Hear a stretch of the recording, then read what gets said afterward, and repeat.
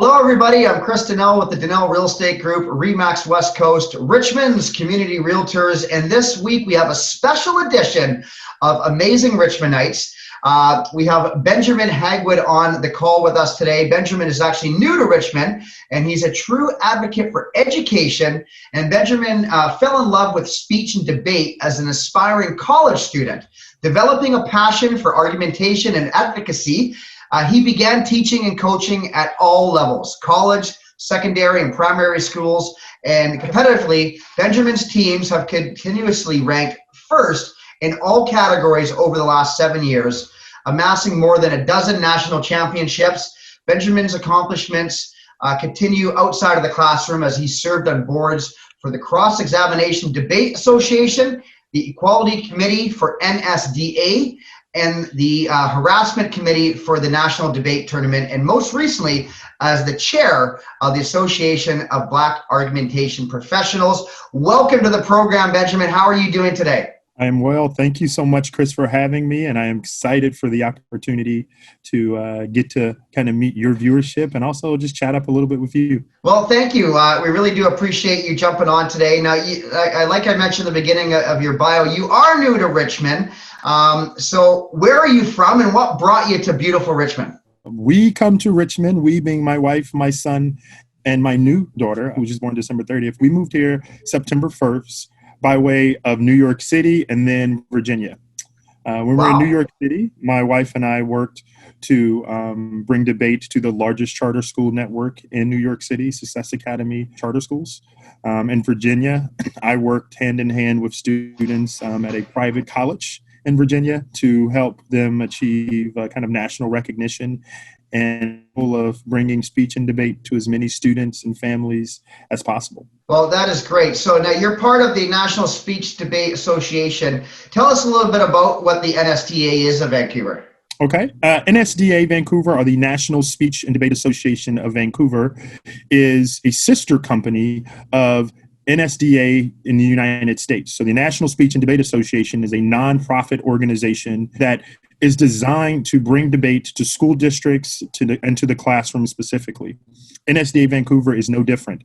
Our primary goal is to give students the opportunity to learn new and exciting forms of debate that are primarily kind of in the United States, but additionally is to provide support to teachers, educators, or administrators that are interested in expanding their vision of what speech means, what debate means, or even what language arts means. Well, that's absolutely amazing. And maybe you can help me with my vocab, because I continue to use amazing all the time. And that's why, ironically, jokingly, we actually named it Amazing Richmondites, because, yeah, so that's kind of whatever. We'll move on from that. But so one of the main reasons that we had you on here today, Benjamin, is in February, it is Black History Month. And being a young Black man like yourself, new to Richmond, what does Black History Month mean to you? Well, first, let me say thank you for calling me a young Black man. I appreciate that. I feel that I'm actually pretty old compared to most of the students that I have to work with. But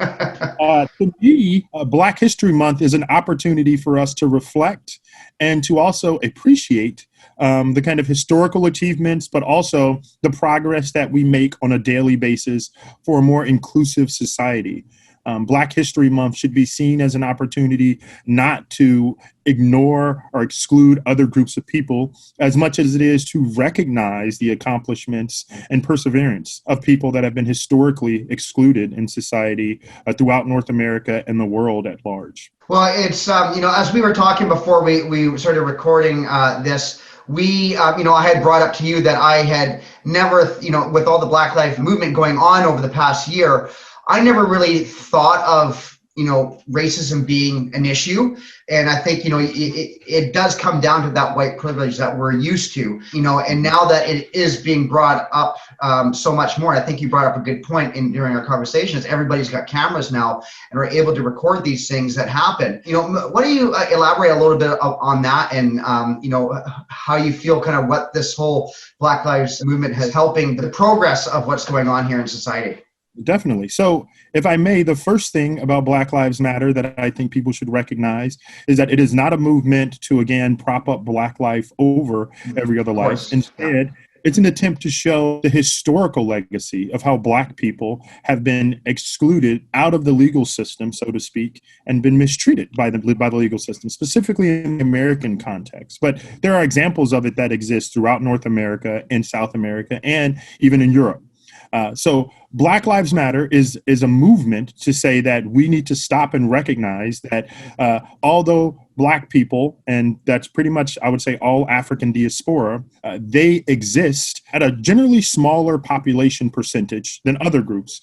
But we see higher incarceration rates. We see higher examples of violence that happen to them, whether it's police or whether it's communal violence. But these things are not just because Black people are inherently more violent than other groups of people, but systems are created, like laws or statutes, that are kind of implemented on the Black community a lot harsher. And Black Lives Matter is an attempt to kind of expose those inconsistencies in law. So when we're talking about how they have been very effective at mobilizing their movement, their cause, is because the 21st century gives all of us multimedia devices that we can carry around in our pocket called cell phones.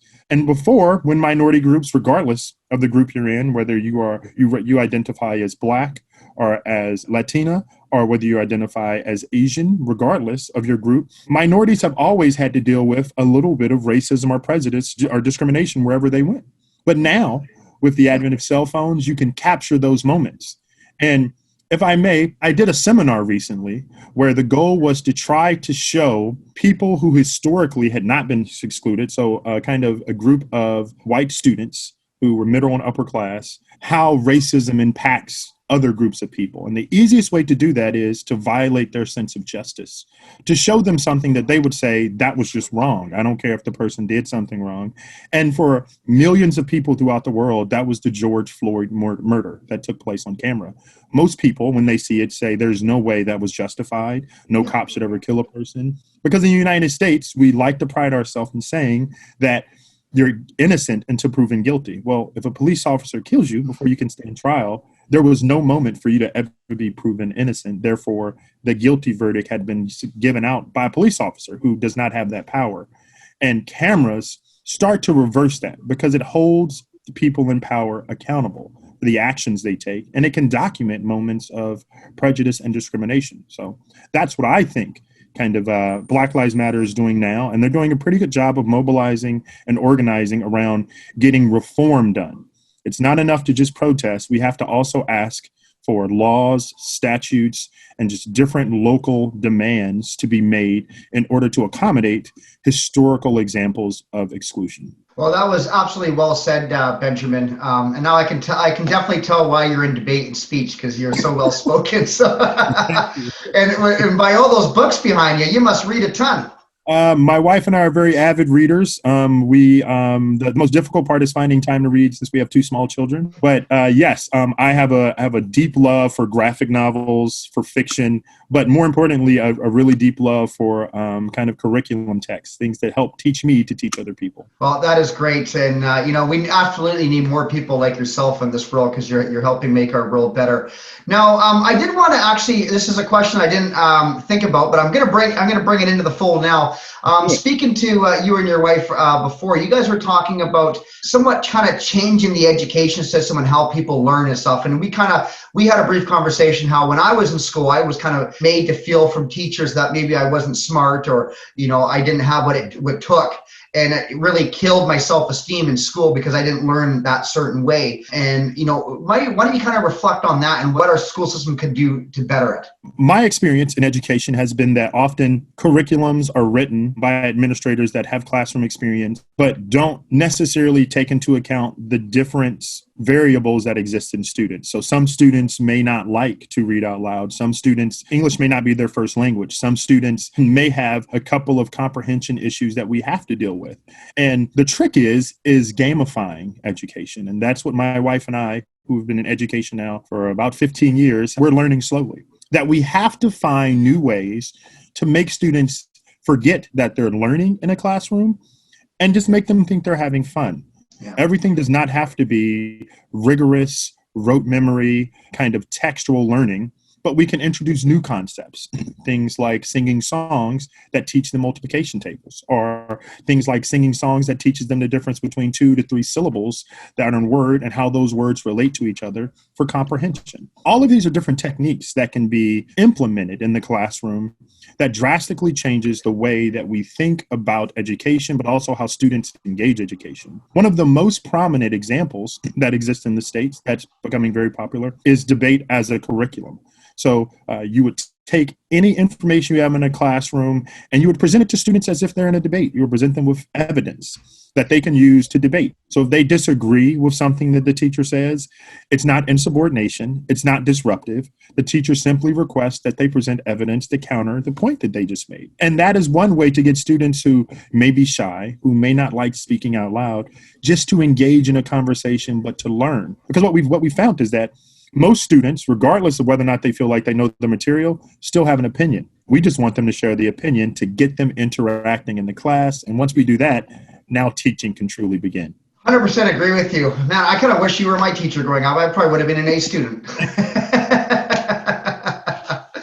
Now, like we said at the beginning, you're new to Richmond, and it seems like, you've been here only 4 months, and during a pandemic too. That must have been crazy. I'm sure you haven't really been able to get out and see what Richmond has to offer yet. But what's your experience been so far moving into this new community? How have you taken to meeting people so far, if you have been able to meet many people?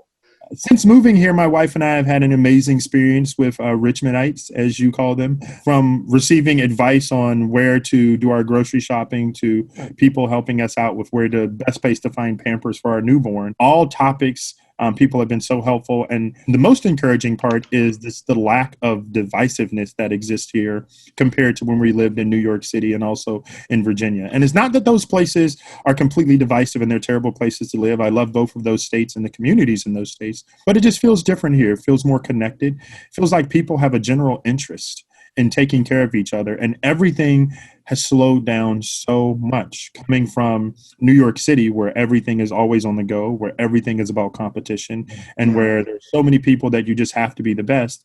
It's nice to be able to step back and move into more of a family-oriented neighborhood where there's a much bigger focus on the education that your child receives, but also the health that they have by simple things like playing outside. The amount of community centers and playgrounds that are in this community, it's absolutely amazing, and we love every part of that. Like you said, pandemic means we haven't been able to go to a lot of them, but the few ones we have been able to visit, all of the parents that are there have been extremely nice and welcoming, and it's just been a breath of fresh air from coming from the States. One of the things we were most worried about is coming here and becoming part of a community, being part of something else so we didn't feel so isolated. And our neighbors immediately around us have just welcomed us with open arms, making us meals. Oh, wow. The children. Yeah, so it's been absolutely amazing, and we've enjoyed every second of it. Well, that's really why I wanted to start this series, is because, what I found through COVID is that, and I've lived in Richmond all my life. Actually, my dad grew up on your street, ironic enough. He lived in the Mons area there, and actually went to Dixon Elementary School, which is in your neighborhood. Right, so, I actually, fun fact about your neighborhood, when I was a kid, my cousin and I, we would get on our BMX bikes and we'd ride around the Mond area, and our whole job was to try to get lost and not find home. But we always ended up finding our way home. And we must have been like 8 years old or something, right? Just stupid things when we were kids. But, but what we found during COVID is that we really saw the community come together like I've never seen before. And, maybe it was always there, but I just think that, like you said, its pace of society is slowing down, and you can kind of just take a look and reflect on what's going on in and around the community. And it's just been absolutely amazing. So I'm really grateful that you guys have been able to have a great experience moving into a new community, especially during a pandemic. I know it's got to be tough, in a new country. And, we welcome you with open arms here. And, I can't wait to actually meet you guys in person. You guys just seem like a wonderful family, and congratulations on your daughter being born. So I guess you have a Canadian living in your home now. We found out that, yes, that means that we do have a Canadian living in our house now. We're very excited. So what you're gonna need to do is buy hockey skates. And a hockey Okay. stick. Okay, that's what you, being Canadian, that's what we do up here. So I'm okay with that. I enjoy hockey, so we will definitely be watching and participating as much as possible when kind of the season gets going. well, they're going right now, but they're not playing much hockey because they're losing all the time.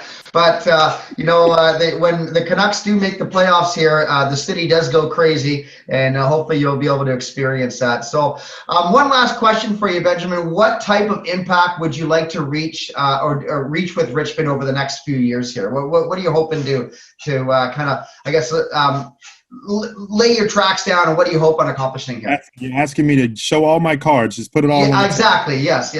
My aspiration would be that every school in Richmond, in BC, that is interested in having speech and debate at their school, both have the resources and the support necessary to have speech and debate in their schools. I think every student that has access to speech and debate exponentially increases their chance at better employment, at a better college, and just a better living standard, to be perfectly honest, because communication is the number one tool we need to be successful in life. Yeah. And to also connect with others. So I would say the Richmond School District, if you're watching, let's collaborate. Let's figure out a way to get speech and debate in schools. Let's figure out a way to get students on their feet, sharing their voice, sharing their experience, and helping to create a more diverse and equitable and inclusive world. Well, I agree with you, and thank you so much, Benjamin. And like I said, welcome to the city, to you and your family. You are already an amazing Richmondite, just being here for 5 months. And we look forward to meeting you in person. And we wish you nothing but the best. And and if anybody's watching and wants to connect with Benjamin, how can they do that, Benjamin? So the easiest way to connect with me is through email. I'm also on social media, but my email address for anyone that's watching is my name, B. Hagwood @nsdavancouver.com. I'm also on LinkedIn. Unfortunately, like I said, I am kind of an old guy, so I do not have an Instagram account and a Twitter account. 25 is not old, Benjamin. You said 25? Yes. I'm not 25. I was 25 over a decade ago. That's all I'll say.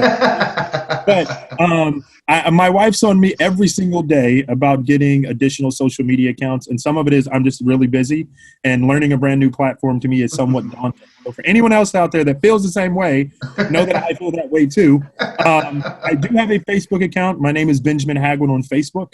And I generally don't have a huge amount of security on Facebook, so I should not be hard to find. And I will add folks that want to add me and have conversations. The email address is probably the fastest way to reach me, especially if you're looking to collaborate on speech and debate, or even on just other kind of activities that we can do as well. Perfect. Well, we'll make sure that that's across the screen here so everybody can get a hold of you. And thank you so much, Benjamin, for joining us. And like I said, we wish you nothing but success here to you and your family. We'll get together soon once all this craziness and we're allowed to get together hopefully for a beer one day. Right. Thank you so much for having me. I think what you do here is amazing. Thank you for introducing folks and kind of keeping us connected through this time where it's too easy to feel alone in the world. It is, yeah. The service you provide is something that is, we can't place a value on it. So thanks for your time and your commitment to the community. Well, thank you. It means the world to me. And, this is why we do what we do. It's like you say, connection is such a big part of not only our marketing, but our jobs, but just our sphere of influence. I just love getting out there, connecting with people. And that's, my teachers always told me I spoke too much in class. So now I use that to help out with my business. Good. It's never a bad thing. Keep talking. Exactly. So thank you so much, Benjamin. Have a great day. You too. Bye-bye.